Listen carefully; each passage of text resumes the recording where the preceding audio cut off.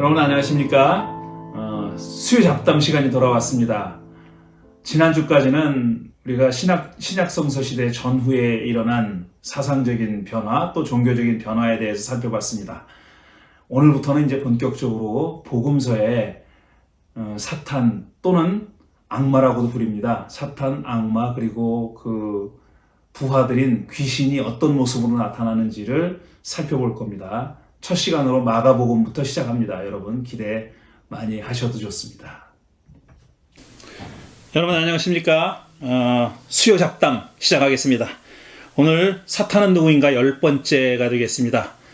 지난주까지는 이 신약성서 시대 전후에 일어난 어떤 사상적 종교적 변화에 대해서 얘기했습니다. 그러니까 신약성서에 등장하는 사탄 또는 악마, 이 둘은 같은 존재입니다. 사탄이라고도 부르고 악마라고도 부르고요. 그 다음에 귀신들이라고 불리는 존재들은 이 사탄 혹은 악마의 부하죠. 꼬부기입니다. 그렇게 생각하시면 되겠고, 이제 지난주에는 그 배경을 다 공부했고, 오늘은 본격적으로 이제 마가복음이 이 사탄 또는 악마, 귀신을 어떻게 표현하고 있는지, 마가복음이 본 그 사탄, 악마, 귀신에 대해서 본격적으로 지금 얘기를 하려고 합니다. 자, 그 전에 먼저 우리가 생각해야 될 게 뭐가 있냐면 이 마가복음의 배경이 어떤 거냐 하는 것을 알아야 됩니다. 그게 중요합니다. 모든 문서에 사실은 배경이 다 중요하죠. 어떤 배경 하에서 쓰여졌는지 하는 것은 말할 것도 없이 중요합니다. 그런데 마가복음의 경우에는 특별히 중요한 이유가 뭐냐면은 굉장히 엄청난 사건을 겪은 다음에 쓰여진 책이기 때문에 그렇습니다. 이 마가복음이라고 하는 처음 쓰여진 복음서는 마태, 마가, 누가, 요한 4개 복음서 가운데 제일 먼저 쓰여진 복음서가 마가복음인데, 이 마가복음이라는 복음서가 쓰여진 때는 유대전쟁, 그러니까 흔히 2차 유대전쟁이라고 부르는데 66년, 기원 후 66년에서 70년 사이에 벌어진 이 2차 유대전쟁이 끝난 직후에 쓰여진 겁니다. 그리고 이 유대전쟁은, 특별히 제2차 유대전쟁은 이스라엘의 역사, 그러니까 유대 역사에 있어서 굉장히 중요한 의미를 갖는 전쟁이었습니다. 몇 번의 전쟁이 있었는데, 마지막으로 벌어진 3차가 이제 135년 경에 이루어진 바코후바의 반란이라고도 부르죠. 그거가 이제 마지막입니다. 근데 가장 충격적이고 임팩트가 컸던 전쟁이라고 하면은 제2차 유대전쟁입니다. 지금 말씀드리려고 하는 그 유대전쟁. 그리고 그 유대전쟁이 벌어진 직후에, 그러니까 로마군에 의해서 저항이 진압된 직후에 마가복음이 쓰여졌다고 그렇게 다들 생각하고 있습니다. 유대전쟁에 대해서 깊이 길게 얘기할 수는 없지만 어쨌든 중요한 것은 마가복음에 굉장히 큰 영향을 줬다 하는 거고, 사실 마가복음뿐 아니라 유대인들의 역사에 있어서 굉장히 큰 영향을, 임팩트를 준 전쟁이 바로 제2차 유대전쟁인데, 그 유대전쟁의 원인을 굳이 얘기하자면은 로마의 압제입니다. 흔히 로마 제국이 굉장히 유화적이고 문화 포용적이고 그렇게 얘기하지만, 적어도 다른 종족들은 몰라도, 다른 지역은 몰라도 유대인들에게는 그러지 않았습니다. 유대인들에게는 그러지 않았어요. 유대인들에게는 좀 심하게 유대인들을 억압하고 압제했어요. 근데 그 까닭은 유대인들이 로마 제국의 정책에 따르지 않았기 때문에 그렇습니다. 유대인들은 철저하게 야훼 유일신 신앙을 가지고 있는 그런 종족 아닙니까? 그런데 로마 제국은 니네들 신 믿는 거 좋다. 야훼가 됐든 누가 됐든지 간에 각 종족의 종교들을 인정했으니까 유대인들 역시 예외가 아닙니다. 유대인들의 신인 야훼 신을 믿는 거, 그들의 종교 전통을 지키는 거 다 오케이입니다. 율법을 지키고 계명을 지키고 다 오케이예요. 그런데 단지 하나 그들이 요구했던 것은, 로마 제국이 요구했던 것은 뭐냐 하면은 황제에 대한 숭배, 그걸 해달라는 겁니다. 그걸 하라는 거예요. 그런데 야훼 하나님밖에는 신이 없다고 믿었던 유대인들에게는 도저히 받아들여질 수 없는 그런 요구였습니다. 그래서 그걸 못하겠다 그랬죠. 안 했죠. 그 황제를 신으로 받드는 그런 종교 행사가 있고 뭐 제사가 있고 다 있는데 그걸 안 한 겁니다. 안 하겠다 그런 거예요. 그러니까 로마 제국에서는, 로마 제국의 입장으로 보면은, 아니 이놈들을 봐라. 다른 종족들은 다 하는데 왜 니들만 그래? 왜 니들만 문제야? 그러고 억압을 한 거예요. 다른 종족들에게는 그게 큰 문제가 될 수 없었던 이유는 뭐냐면은, 다른 종족들은 유대인들처럼 야훼 유일신, 야훼 하나님만 우리의 신이다, 하나님이다라는 그런 종교가 아니었거든요. 자기들 신도 믿지만 기본적으로 다신교 사회였어요. 그러니까 말하자면 신이 하나 추가되는 거일 뿐이지 그렇게 큰 뭐 차이가 있는 게 아닙니다. 하나 더 믿으라는 건데, 신 하나 더 있다고 생각하고 믿으라는 건데 왜 안 하겠어요? 그런데 그 요구가 다른 종족들에게는 다 받아들여질 수 있었던 그런 요구가 유대인들에게만큼은 그렇지 않았다는 겁니다. 그래서 갈등이 생긴 거죠. 로마가 당연히 압제라는 거예요. 그러다 보니까 로마도 또 이제 유대 전통들을 무시하기 시작했죠. 억압하기 시작했죠. 못하게 하고, 그 다음에 유대인들이 거룩하게 성스럽게 여기는 전통과 장소와 예배와 이런 것을 막 침탈하기 시작했습니다. 그러니까 성전에다가 무슨 황제의 신상을 갖다 놓는다든지, 예루살렘 성전에다 그런 걸 갖다 놓는 것은 유대인들로서는 절대로 용납할 수 없는 그런 일들이었는데, 그런 짓을 한 겁니다. 유대인들의 전통을 무시하고 그렇게 했고요. 그 다음에 또 하나는, 역시 제국은 어디나 마찬가지로 과중한 세금을 물립니다. 과중한 세금을 물리죠. 그래서 로마가 부과한 세금, 게다가 또 유대인들은 또 성전에 바치는 성전세가 있잖아요. 11조가 있잖아요. 세금이 많아요. 그런데 로마가 걷어가는 세금만 해도 무거운데, 게다가 유대인이면은 마땅히 바쳐야 할 뭐 성전세, 11조 이런 걸 또 내야 하니까 상상할 수 없는 세 부담에 허덕였던 겁니다. 게다가 또 로마의 조세 정책이라는 것은 어떠냐 하면은, 일정한 할당량을 세리들에게 부과합니다. 너는 이만큼만 걷어라. 그리고 그 안에서 자율성을 보장하는 거예요. 그러니까 세리들로서는 더 많이 걷으면 자기 몫이 늘어나는 겁니다.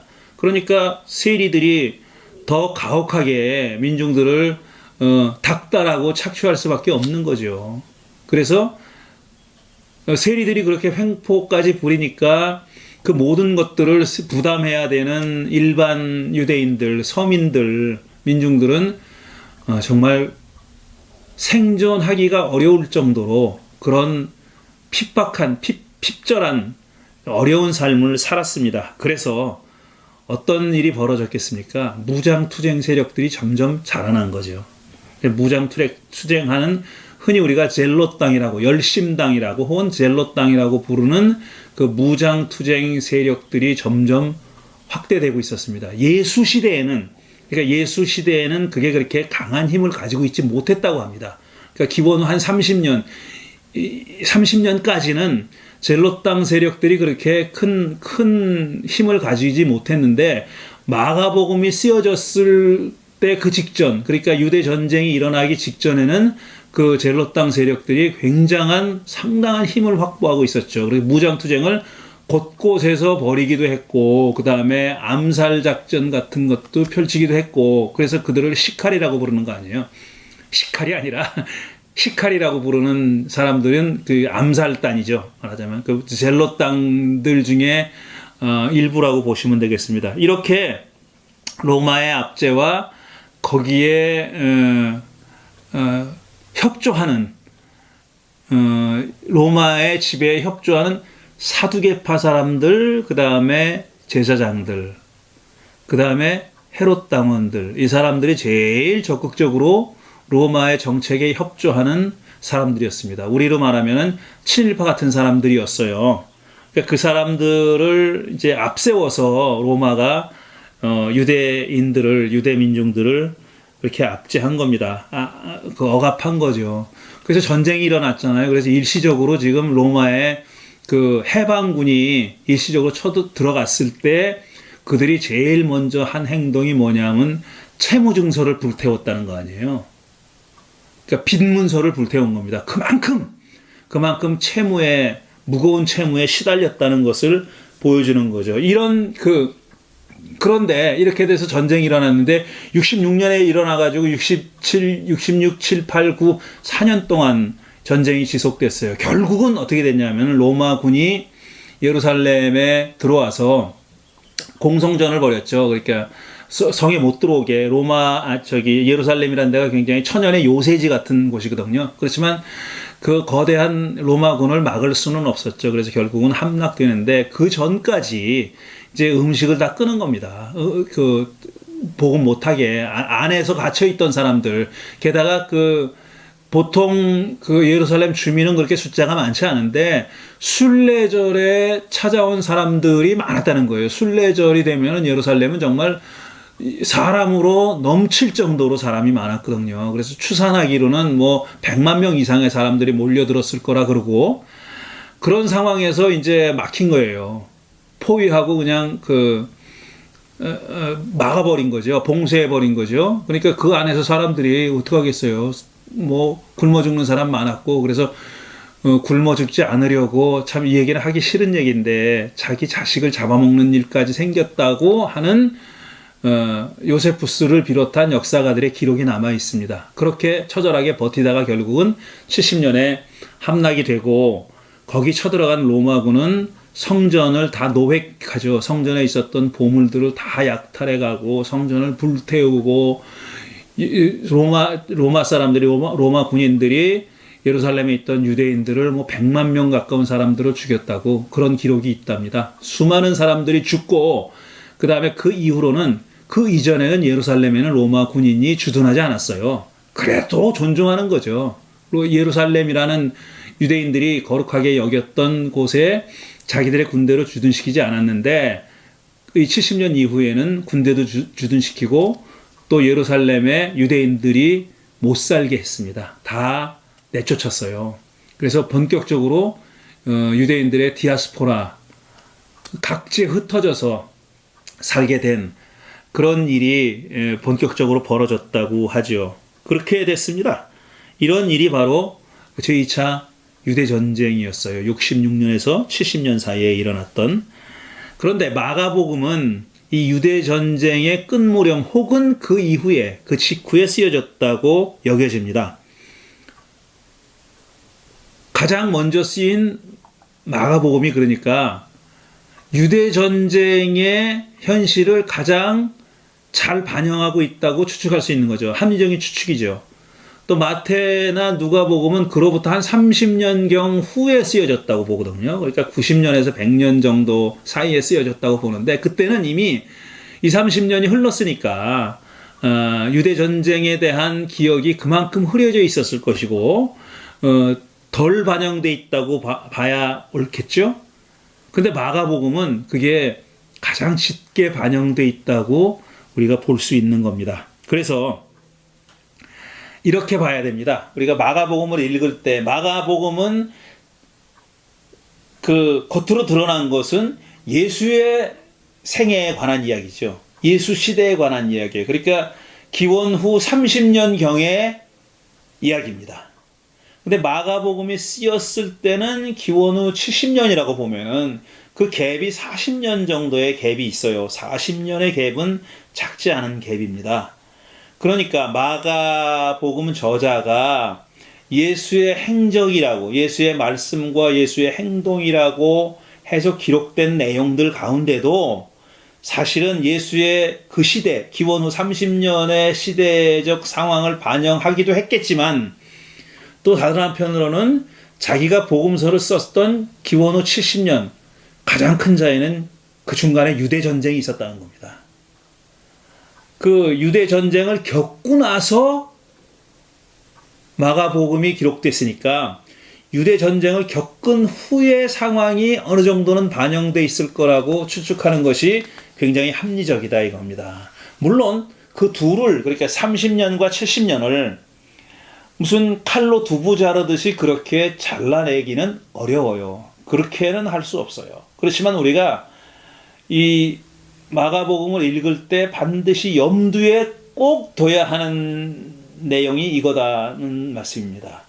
30년과 70년 사이의 갭이 있음을 분명히 인식해야 되고요. 그 다음에 예수님의 말씀과 행동이라고 기록하고는 있지만 그걸 바라보는 눈은 70년 이후, 유대전쟁 이후를 살던 마가복음 저자다. 이걸 꼭 염두에 두셔야 된다는 얘기입니다.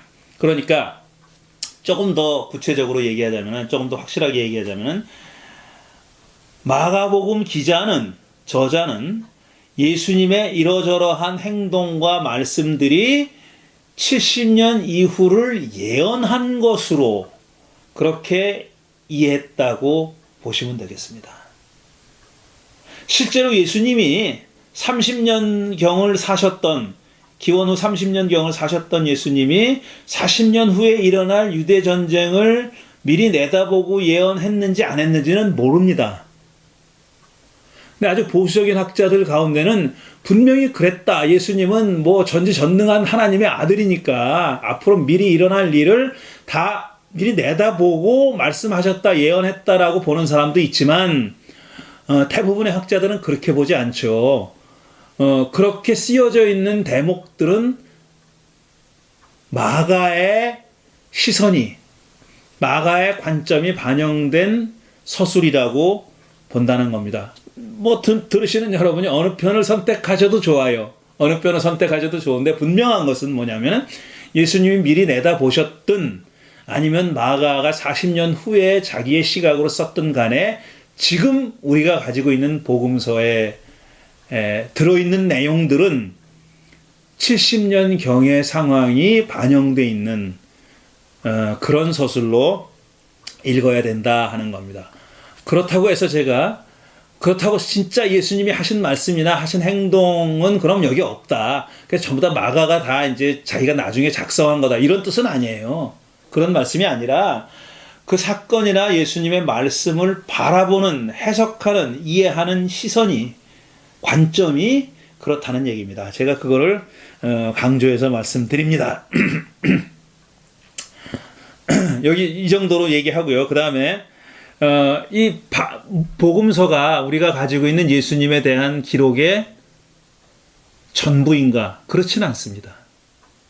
우리가 신약성서에 들어와 있는 그 네 복음서, 그리고 바울 서신은 사실 예수님의 행적에 관한 얘기는 거의 없으니까 예수님의 살아생전 하셨던 말씀과 행동에 관한 얘기는 사복음서가 전부라고 말할 수 있죠. 근데 그게 전부 다인가? 그렇진 않아요. 이거 말고도 예수님의 행적에 대한, 말씀과 행동에 대한, 하신 일에 대한 기록들이 있습니다. 일단 정경에 들어오지 않은 그런 문서들이 수도 없이 많죠. 여러 개, 수십 개 되죠. 복음서라는 이름이 붙어 있는 것만도 몇십 개 된다고 하니까 굉장히 많아요. 근데 정경에는 딱 4개만 들어온 겁니다. 마태, 마가, 누가, 요한 이 4개만 들어왔지만 그 외에 다른 사람의 이름이 붙어있는 혹은 이름이 붙어있지 않은 그런 예수님의 행적에 관한 문서들도 상당히 많이 있어요. 그런 것들도 있고, 그 다음에 기독교 바깥에, 교회 바깥에 일반 역사가들이 남겨놓은 기록들도 있습니다. 굉장히 짧고 단편적이긴 해요.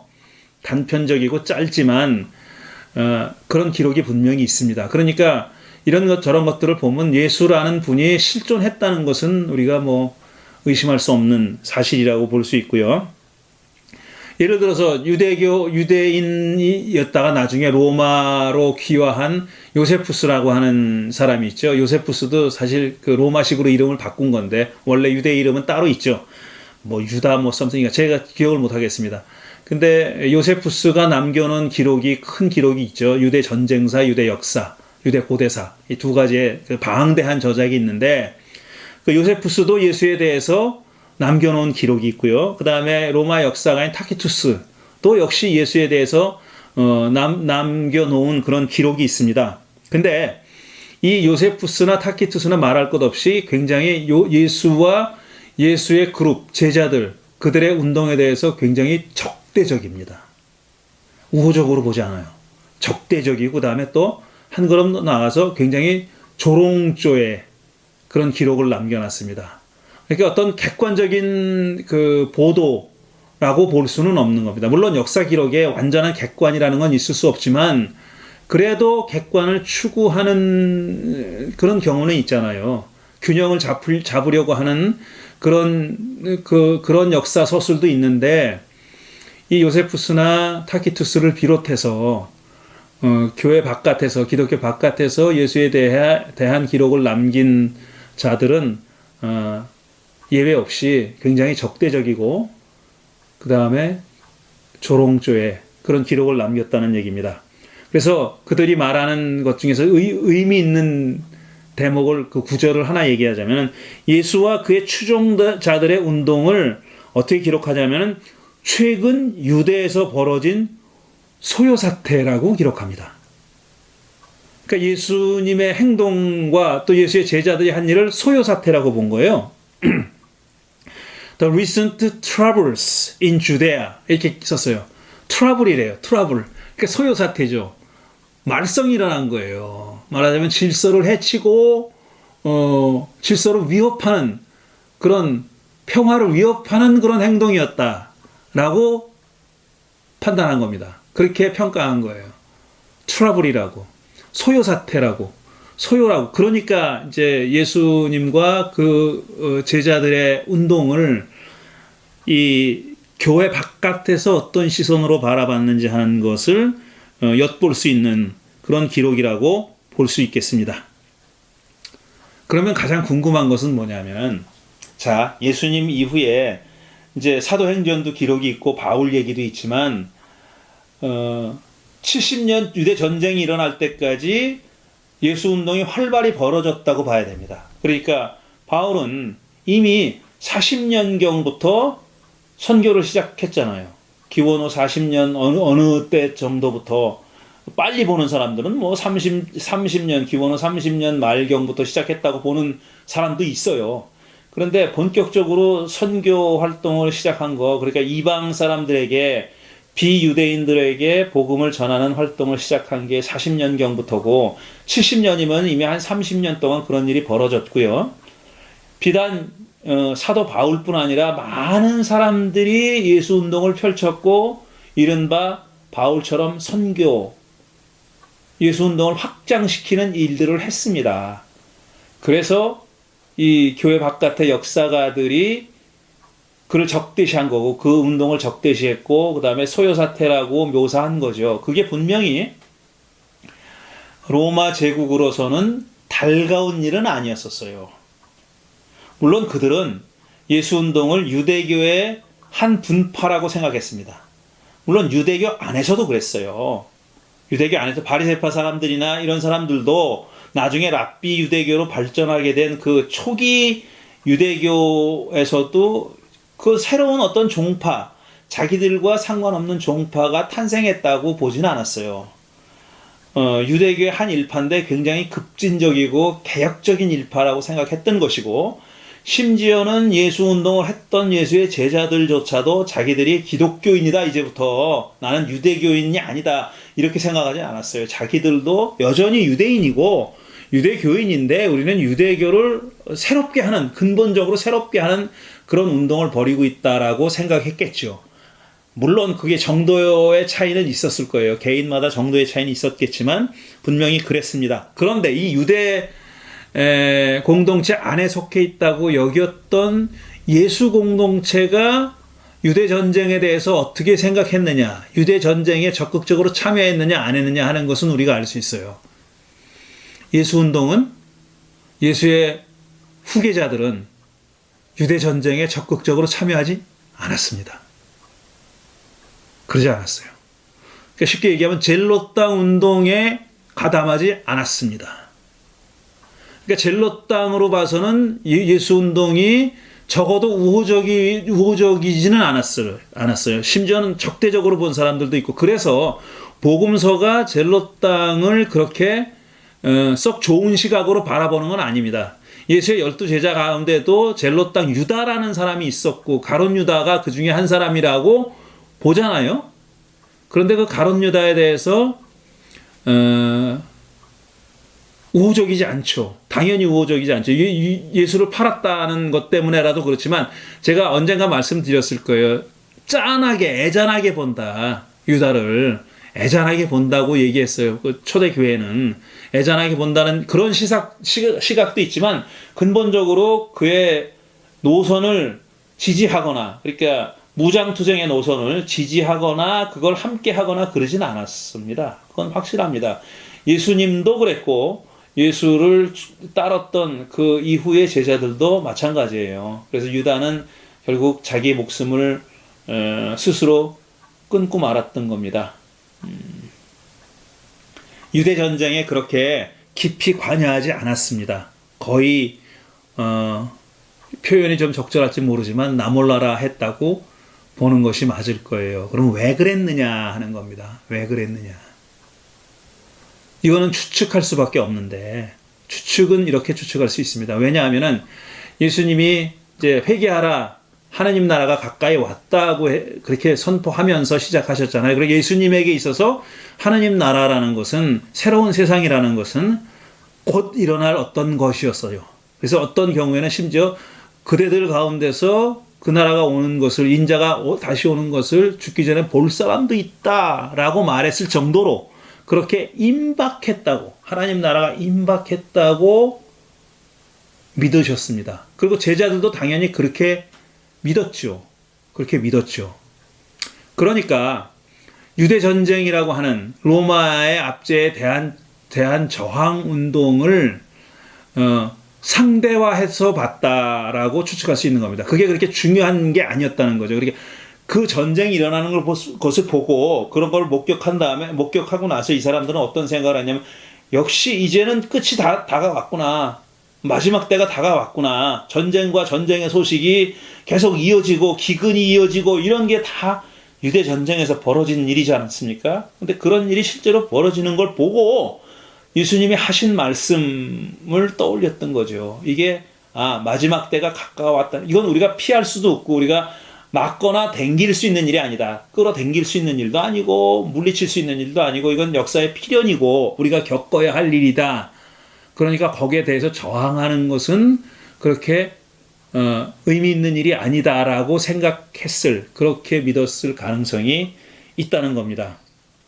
여기서 우리가 그와 관련된 것으로 보이는 구절을 한 절 읽어보겠습니다. 마가복음 13장 4절부터 29절까지인데 길어요. 그러니까 제가 중간에 좀 생략하고 읽도록 하겠습니다. 마가복음 13장입니다. 우리에게 말씀해 주십시오. 이런 일이 언제 일어나겠습니까? 또 이런 일이 이루어지려고 할 때 무슨 징조가 있겠습니까? 자, 마지막 날. 그러니까 하나님 나라가 올 때, 이루어질 때를 얘기하는 거죠. 마지막 날은 곧 하나님 나라가 이루어질 때입니다. 가까이 온 하나님 나라가 정말 실현될 때를 얘기하는 거죠. 어떤 징조가 있겠습니까? 라고 물은 거예요. 그래서 예수님이 여러 가지 얘기를 하시는데, 또 그대들은 여기저기에서 전쟁이 일어난 소식과 전쟁이 일어날 것이라는 소문을 듣게 되어도 놀라지 마시오 그랬어요. 이런 식으로 말씀하셨다는 거예요. 아니면 마가복음 기자는 이렇게 해석했다는 겁니다. 놀라지 말라고. 그거 놀랄 일이 아니다. 그건 이미 정해져 있는 일이다. 그게 마지막으로 가는 하나의 단계요, 순서다. 이렇게 이해한 거죠.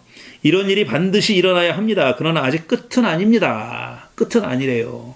전쟁과 전쟁이 일어나고, 그러니까 유대 전쟁도 예루살렘 성전을 그렇게 황폐화시킨 로마의 그 전쟁도, 로마가 일으킨 그 전쟁도 끝은 아니라는 거예요. 아직 끝은 아닙니다. 민족과 민족이 맞서 일어나고 나라와 나라가 맞서 일어날 것이며 지진이 곳곳에서 일어나고 기근이 들 것입니다. 이런 일들은 진통의 시작입니다. 그 다음에 황폐하게 하는 가증스러운 물건이 서지 못할 곳에 선 것을 보거든 읽는 사람은 깨달으시오. 그때는 유대에 있는 사람들은 산으로 도망하시오. 그랬어요. 황폐하게 하는 가증스러운 물건이 서지 못할 곳에 선 것을 보면, 그러니까 어떤 우상이 성전에 세워지는 것을 보거든. 이런 일들 다 일어났습니다. 실제로 일어났는데 뭐 유대 전쟁 전에 일어났죠. 어떤 정신 나간 녀석이 그 황제의 동상인가를 석상인가를 예루살렘 성전에 갖다 놓겠다 그런 거예요. 그러니 뭐 난리가 났죠. 유대인들은 말도 안 되는 소리죠. 그래서 뭐 들어놓고 뭐 저항하고 뭐 난리가 났었습니다. 그런 일들은 다 뭐냐면 마지막 날이 이제 가까이 왔다는 징표다 이겁니다. 하지만 아직 끝은 아니다. 이 말씀을 마가 공동체가, 그러니까 마가복음을 쓴 저자와 그가 속해 있던 공동체가 이 말씀을 떠올렸을 때 유대 전쟁이 바로 그것이라고 여겼을 가능성이 높고, 그럴 가능성이 높고, 그 다음에 그렇기 때문에 유대 전쟁에 적극적으로 젤롯 땅처럼 가담하지 않았다. 그랬을 것이다라고 추측하는 거죠. 그런데 그럼에도 불구하고요, 이제 다시 예수에게 돌아가 보면은 왜 로마는 예수를 처벌을 했을까? 그것도 십자가형에 처했을까? 십자가형은 아주 극악한 강도나 사실 반역자들, 반란을 일으킨 사람들을 처형하는 수단이었거든요. 그러니까 십자가에 못 박혀 죽는 게 아니에요. 박아놓고 죽을 때까지 기다리는 거예요.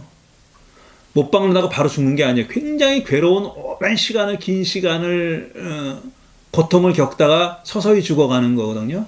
그것도 효시를 합니다. 말하자면 세워놓은 거를 다 사람들이 보게 그렇게 만들었어요. 니들도 이렇게 저런 짓 하다가는 저렇게 죽는다. 이걸 보여주려는 거죠.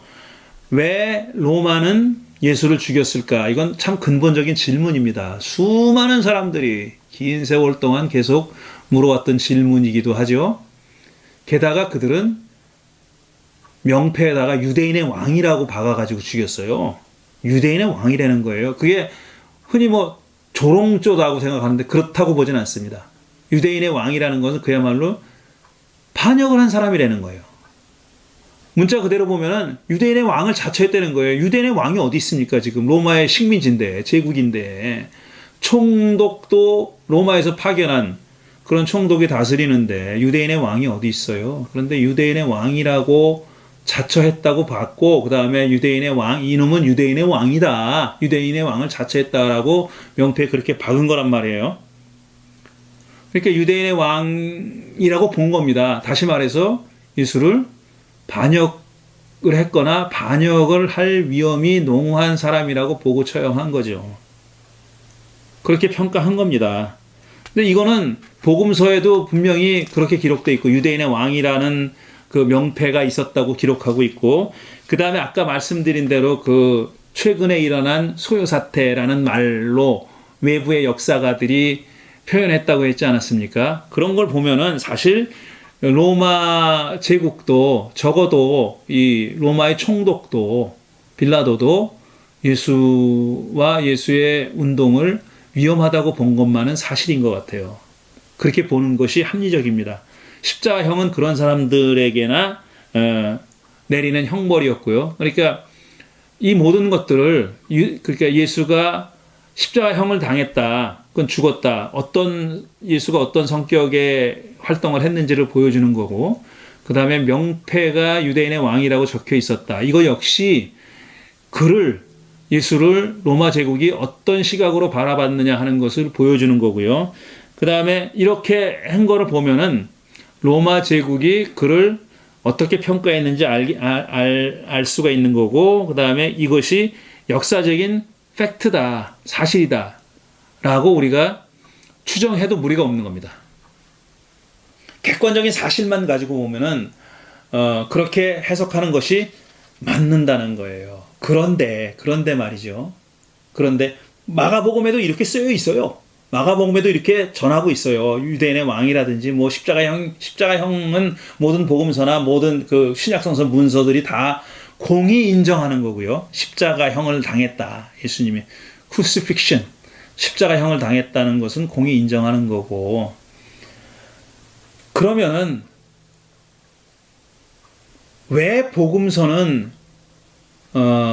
빌라도에 대해서 예수를 직접적으로 십자가형에 처한 당사자 아닙니까? 복음서들에 따르면 유대인의 권력자들은, 그러니까 사두개인 로마 산헤드린 멤버들은 사형을 부여할 권한이 없었기 때문에 빌라도에게 데려간 걸로 돼 있잖아요. 빌라도가 사형 선고를 한 거예요. 그래가지고 십자가에 달아서 죽여라. 그래서 죽였어요. 그게 팩트입니다. 그런데 빌라도라는 인물이 어떤 인물이냐 하는 것을 우리가 좀 생각해 봐야 되는 거예요. 그런 빌라도에 대한 기록들도 우린 성경에 복음서에 있습니다. 빌라도에 대한 얘기가 단편적이지만 있어요. 근데 빌라도에 대한 기록은 요세푸스의 역사서나 그 이외에 교회 바깥의 역사서에 상당히 많이 남아 있어요. 제가 어렸을 때는 빌라도의 편지라는 가짜 편지인데 요즘 생각해보면 그 빌라도가 쓴 거 아니고 누군가가 가짜로 쓴 거죠. 빌라도의 이름을 빌려서. 근데 그거에 대해서 그 편지는 뭐 예수에 대해 굉장히 인정하는, 심지어는 존경하는 그런 내용인데 그거는 사실 위서입니다. 진짜는 아니고요. 이 복음서 이외에 교회 바깥의, 기독교 바깥의 기록은 빌라도를 굉장히 포악한 인물이라고 그리고 있어요. 굉장히 나쁜 사람입니다. 그런데 마가복음을 비롯해서 복음서가 그리는 빌라도는 조금 달라요. 우호적이라고까지는 말할 수 없어도 적어도 가능하면 예수를 처형하지 않으려고 애썼던 흔적이 보입니다. 마가도 그렇고, 그리고 사실 예수를 죽여달라고 빌라도에게 청한 사람들은, 그러니까 빌라도로 하여금 예수를 처형하지 않으면 안 되게 만들었던 사람들은 산헤드린 멤버, 그 다음에 사두개파 사람들, 대제사장들, 율법학자들, 이런 사람들이에요. 그리고 그걸 뒷받침해 준 사람들이 빌라도 관저 앞에 모여있던 군중이죠. 예수를 십자가에, 바라바를 살려주시오, 이렇게 외쳤던 사람들. 이런 사람들이고, 마치 빌라도는 마지못해 어쩔 수 없이 그들의 용어가 너무 강했기 때문에 예수를 죽인 것처럼 그렇게 기록하고 있습니다. 이건 또 왜 그럴까? 빌라도에 대한 복음서 바깥에, 교회 바깥에 기록하고는 너무나도 차이가 나는 그런 내용이거든요. 이건 또 왜 그럴까 하는 것을 우리가 따져봐야 되는 겁니다. 지금 말씀드린 내용을 보여주는 귀절이 바로 마가복음 15장 6절에서 15절까지입니다. 예수를 지금 죽이느냐 마느냐 하는 군중들과 대화하는 장면인데 여러분 잘 아시는 장면이지만 한번 읽어보겠습니다. 마가복음 15장 6절입니다. 그런데 빌라도는 명절 때마다 사람들이 요구하는 죄수 하나를 놓아주곤 하였다. 사실 이 기록, 이 내용도 이런 관습이 있었다는 얘기도 뭐 딴 데서는 찾아보기 어렵다 그러네요. 그러니까 명절이 되면은 죄수 하나를 놔줬다, 사면했다, 이런 얘기를 다른 역사 기록에서는 찾아볼 수가 없다고 합니다. 어쨌든 그렇게 얘기하고 있어요. 그런데 폭동 때 살인을 한 폭도들과 함께 바라바라고 하는 사람이 갇혀 있었다. 그러니까 폭동, 살인, 폭도, 이런 아주 나쁜 말들이 나오죠.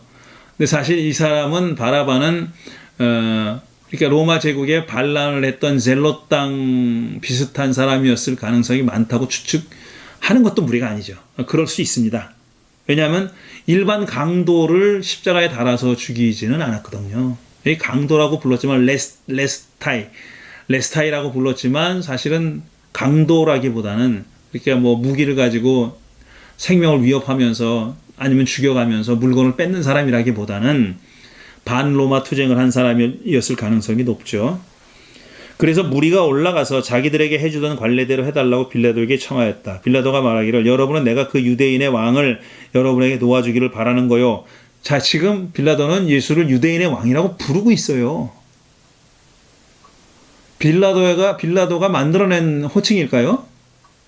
그렇진 않을 겁니다. 누군가가 예수를 유대인의 왕이라고 불렀던 겁니다. 누가 불렀든지, 그러니까 예수를 죽이고 싶어 했던 이 산헤드린 멤버들이 그렇게 불렀든지, 그러니까 빌라도를 자극하려고 불렀든지, 아니면 통상 사람들 가운데도 예수를 그렇게 부르는 사람들이 많았든지, 다윗의 후손이라고 부르는 거는 사실상은 유대인의 왕이라고 부르는 거나 마찬가지거든요. 왜냐하면 유대인의 왕 혈통은 다윗에게까지 거슬러 올라가니까, 다윗의 후손이라는 얘기는 곧 왕족이란 얘기입니다. 왕의 혈통이란 얘기니까 예수를 유대인의 왕이라고 부른 거와 예수를 다윗의 후손이라고 부른 거는 크게 다른 얘기가 아니다는 거죠. 빌라도가 예수를 유대인의 왕이라고 부르면서 그를 놓아주기를 바라는 거요? 라고 물었어요. 그는 대제사장들이 예수를 시기하여 넘겨주었음을 알았던 것이다. 자꾸 지금 빌라도를 좀 변호해 주는 듯한 말이죠. 그러나 대제사장들은 무리를 선동하여 차라리 바라바를 놓아달라고 청하게 하였다. 빌라도는 다시 그들에게 말하였다. 그러면 당신들이 유대인의 왕이라고 하는 그 사람을 나더러 어떻게 하라는 거요? 마치 자기에게 결정권이 없는 것처럼, 아니면 그들이 원하는 대로 해줄 것처럼 그렇게 얘기하는 거예요. 근데 빌라도에 대한 다른 기록을 보면 빌라도가 이런 식으로 일을 처리했을 가능성은 굉장히 낮다고 보는 거죠. 그들은 다시 십자가에 못 박으시오 하고 소리 질렀다. 자, 십자가에 못 박은 거는, 지금 그 말을 처음 꺼낸 거는 군중들이라는 겁니다. 대제사장들의 사주를 받은 군중들이라는 얘기예요. 군중들이 꺼냈다는 겁니다. 십자가에 못 박으시오라는 말을 처음 얘기했어요.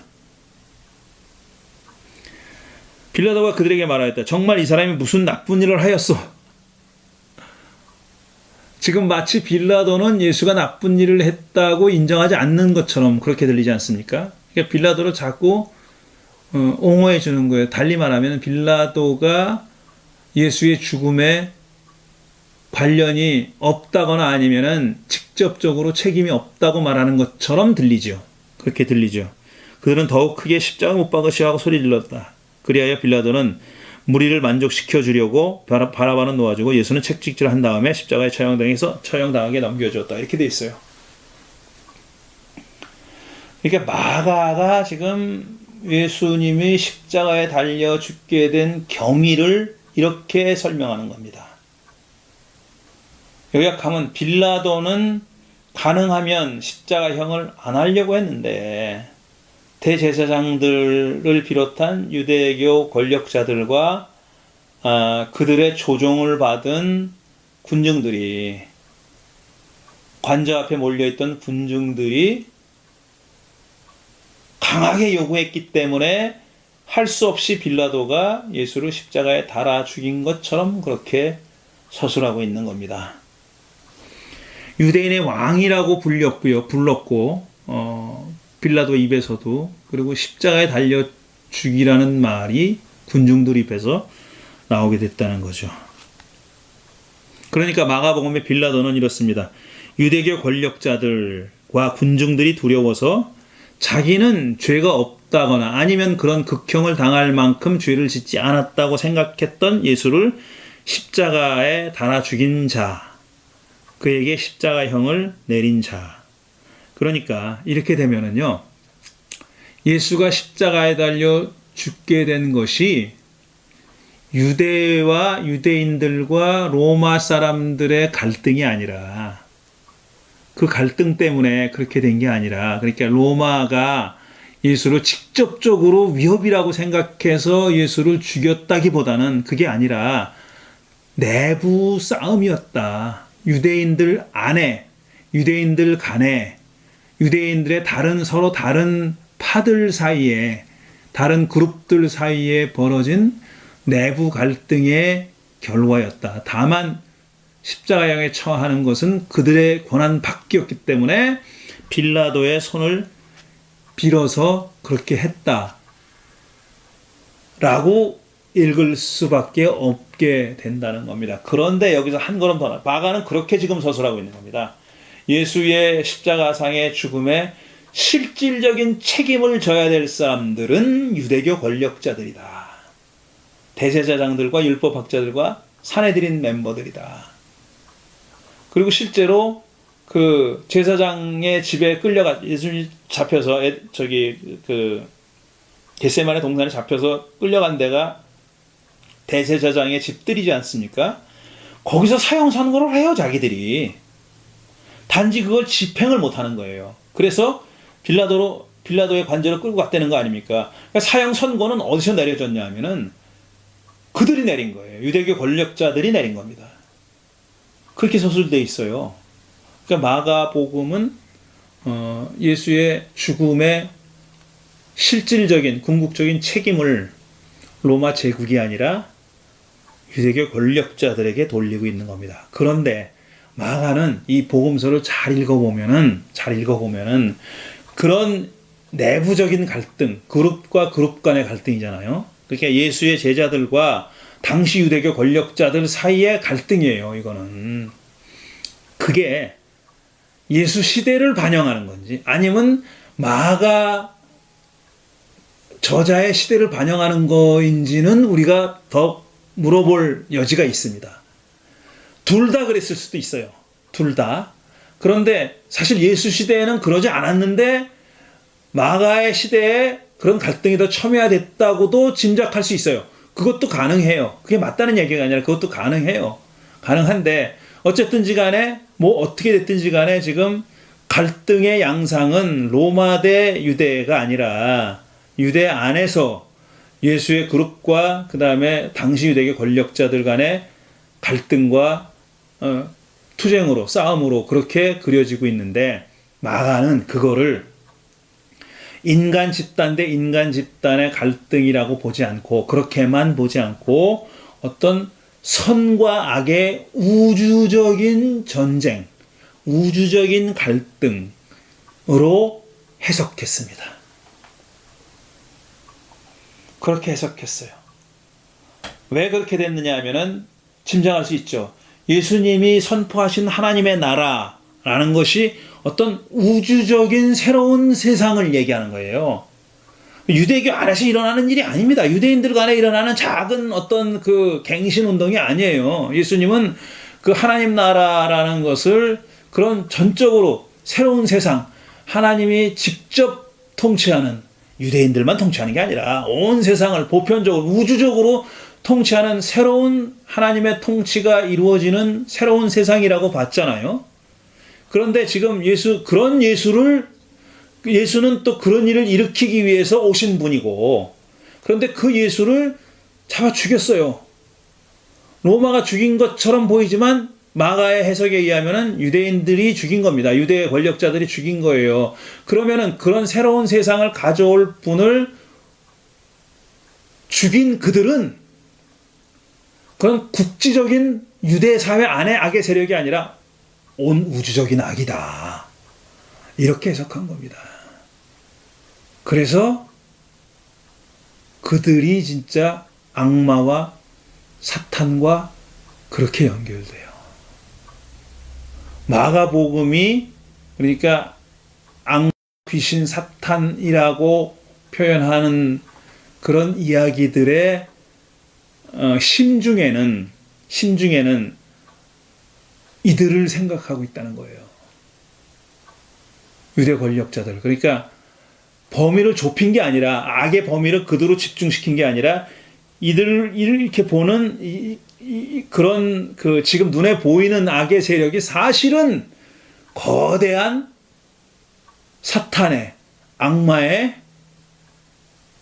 조종돼서 일어나는 나쁜 짓을 하는 그런 집단이다. 이렇게 본 겁니다. 그렇게 연결되는 거예요.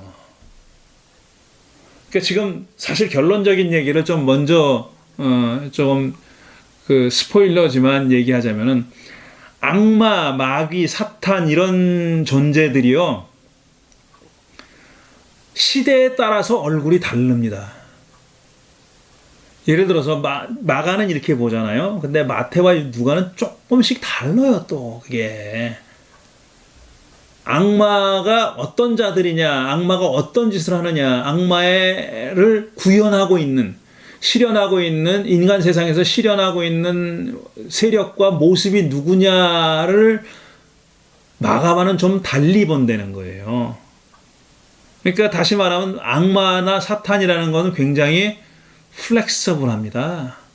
시대에 따라서 어떤 다른 그룹들을 악마의 세력으로, 악마로, 사탄의 조정을 받는, 직접 조정을 받는 그런 세력이나 집단으로 그리고 있다는 얘기입니다. 이런 내용을 그렇게 어떤 우주적인 세력이다. 이게 우주적인 세력의 이 배후에 있다. 아니면 우주적인 세력의 직접적인 작용이다라고 볼 수 있는 근거가 마가복음에 참 많이 있는데 몇 가지만 오늘 읽어보고 마치도록 하겠습니다. 전혀 의외로 느끼실지 모르지만 1장부터 나옵니다. 그 얘기가 1장 10절 보면은 예수께서 세례받은 이야기가 나오죠. 세례받고 나서 10절에 이렇게 돼 있어요. 예수께서 물속에서 막 올라오시는데 하늘이 갈라지고 성령이 비둘기같이 자기에게 내려오시는 것을 보았다. 그리고 하늘로부터 소리가 났다. 너는 내 사랑하는 아들이다. 내가 너를 좋아한다. 그리고 성령이 예수를 광야로 내보내셨다 그랬어요. 예수께서 40일 동안 광야에 계셨는데 거기에서 사탄의 시험을 받으셨다. 예수께서 들짐승과 함께 지내셨는데 천사들이 그의 시중을 들었다 그랬어요. 뒷부분에 가면 12절에 보면 사탄이라는 이름이 나와요. 광야로 내보내졌고, 광야는 본래 그런 악한 세력의 상징적인 무대라고 생각했습니다. 옛날에 구약시대 때부터 그래요. 광야는 그런 곳이에요. 광야 아사셀 얘기도 역시 광야로 내보내잖아요. 염소를. 그렇게 내보내는 건데, 그게 광야로 내보내는 이유는 거기에 악신이 살고 있다고 믿었기 때문에 그랬습니다. 근데 광야로 예수님이 나간 것은 지금 악마와 대결하기 위해서 나간 거예요. 사탄과. 거기서 40일 동안 사탄에게 시험을 직접 받잖아요. 그런데 이거는 굉장히 사탄에 대해서 사탄을 직접적으로 그린 거지만 그 전에 이미 물속으로 올라오는데 하늘이 열리고 그랬어요. 하늘이 열리고. 그 다음에 하늘이 열리고 하늘로부터 소리가 들렸다. 하늘이라고 하는 상징적인 그 복음서가 바라보는 하늘이라는 것은 이렇게 보는 별이 떠 있는 그런 하늘을 얘기하는 건 아니에요. 상당히 어떻게 보면 신화적인 그런 공간입니다. 이건 물리적인 공간을 얘기하는 게 아니라 단지 물리적인 공간만을 얘기하는 것이 아니라 어떤 divine realm, 신적인 영역을 얘기하는 거예요. 그러니까 지금 신이 개입했다는 얘기하는 거예요. 예수의 세례에 신이 직접적으로 개입한 거예요. 이건 하늘이 열리고 하늘로부터 음성이 들려왔다는 얘기는 뭐냐면, 자, 지금부터 예수라는 자가 사람이 하려고 하는 일들은 그게 인간 세상 안에서 복닥복닥 거리고 일어나는 일이 아니다. 그거는 어떤 그 현실적인 정치 권력에 대한 대항 이 정도도 아니고 종교적인 어떤 사악한 세력과 싸우는 그 정도가 아니라 지금 하늘이 열렸다니까. 하늘이 열리고 하늘에서부터 소리가 들려왔다는 얘기는 범우주적인 그런 전쟁, 카스믹 월, 전 우주적인 전쟁이 벌어지고 있다는 것을 상징적으로 보여주는 그런 귀절입니다. 그런 대목이에요. 그러니까 처음부터 마가는 지금 예수께서 벌리시는 일이 그런 범우주적인 선악간의 갈등, 선악간의 전쟁이고 그 전쟁을 이끄실 분으로 예수를 소개하는 겁니다. 여기에는 지난 그 5번 배경사를 말씀드릴 때 얘기했던 그런 이원론들이 상당히 영향을 미치고 밑에 깔려 있는 거죠. 밑바닥에 깔려 있는 거죠. 그런 현실입니다. 자, 마가복음에 사탄이 등장하는 구절이 5구절이 있어요. 그것만 제가 읽어보고 짧게 해설하고 오늘 얘기를 마치겠습니다. 그 다음에 다음 주에 계속 이야기를 이어나갈게요. 마가복음에 사탄이 등장하는 구절 5개가 있는데, 첫 번째가 지금 1장 13절 방금 읽었고요. 사탄에게 시험 받으신 얘기 그 방금 읽었고, 두 번째가 3장 23절에 보면은 예수께서 그들을 불러서 비유로 말씀하셨다. 어떻게 사탄을 내쫓을 수 있겠습니까? 요건 나중에 얘기할 거예요, 제가. 사탄이 어떻게 사탄을 내쫓을 수 있겠습니까? 바알세불이라고 막 그러면서 예수님이 귀신을 쫓아내니까 귀신을 쫓아낸다고 바알세불 들렸다 막 욕을 하니까 비난하는 사람들이 있으니까 예수님이 하신 말씀이에요. 사탄이 어떻게 사탄을 내쫓을 수 있습니까? 사탄이라는 말이 등장해요. 지금 여기서. 이건 나중에 좀 설명할 거니까 그냥 넘어가고요. 그 다음은 3장 26절에 보면 여기 역시 마찬가지 그 대목인데 석절 뒤인데요. 사탄이 스스로에게 반란을 일으켜서 갈라지면 버틸 수 없고 끝장이 납니다. 이렇게 얘기했어요.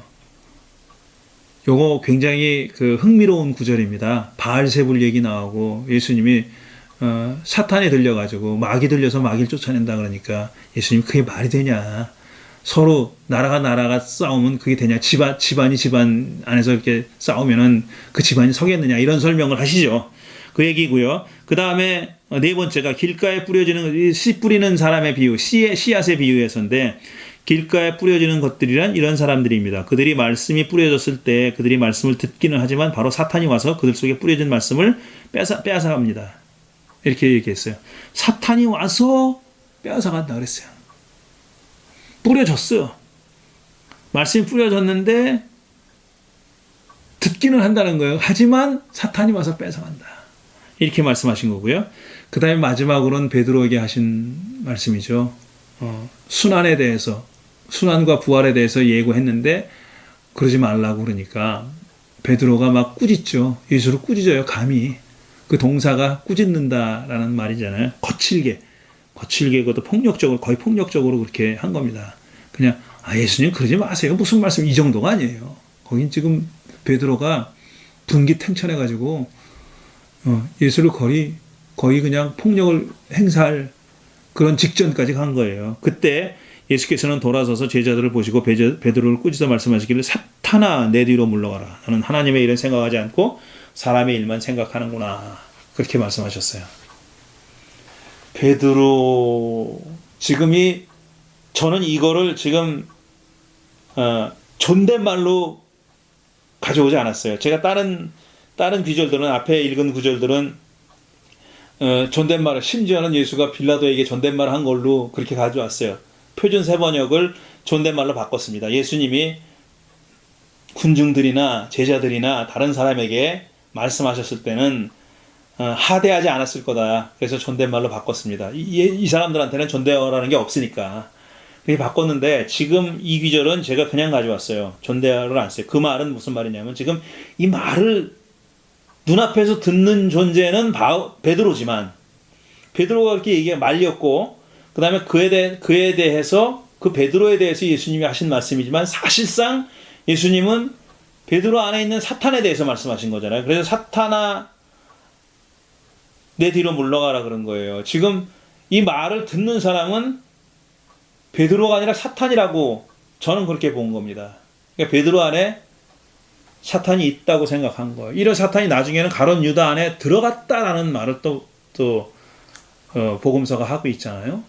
그러니까 사탄이 악마가 사람에게 들어갈 수 있다라고 생각했던 그런 시대입니다. 그래서 그 사람에게 말썽을 일으키는 거죠. 문제를 일으키는 존재가 사탄이라고 그렇게 생각했던 시대였다. 그 시대는. 요즘은 그렇게 생각하는 사람들이 많지는 않겠지만 뭐 있긴 있더라고요. 있긴 귀신 들렸다 그러고 뭐 그런 사람들이 있는데 뭐 많지는 않죠. 오늘 시간이 많이 갔기 때문에 여기까지만 할 텐데요.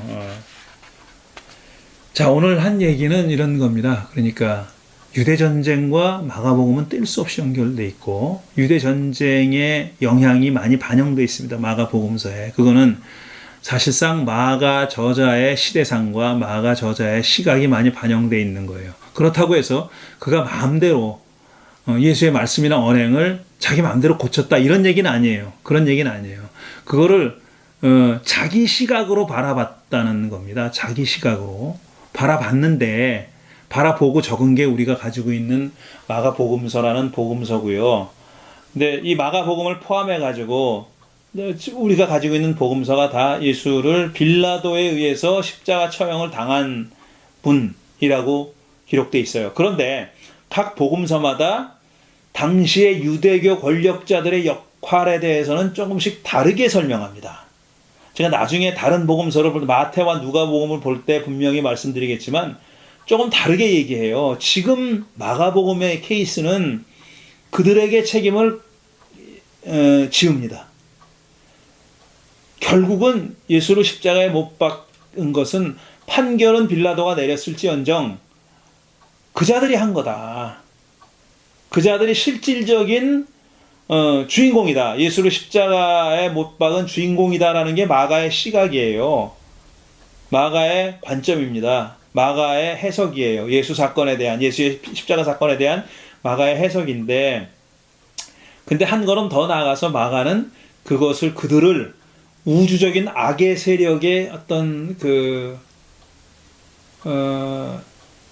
실행자, 우주적인 악의 세력의 사주를 받아서 그의 의지를 관철시키는, 실행하는 그런 자로 그리고 있어요.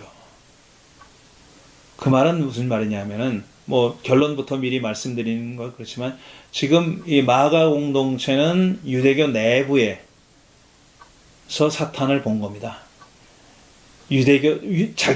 유대라는 커다란 공동체 안에 그런 사탄이 세력이 있고, 그들의 사주를 받은 사람들이 있고, 그들이 예수를 결국 십자가에 못 박아 죽였다라고 그렇게 보는 겁니다. 자, 오늘은 일단 여기까지만 하고, 다음 주에 이 마가복음에 드러난 사탄, 악마, 마귀에 대한 얘기를 계속 이어가도록 하겠습니다. 감사합니다.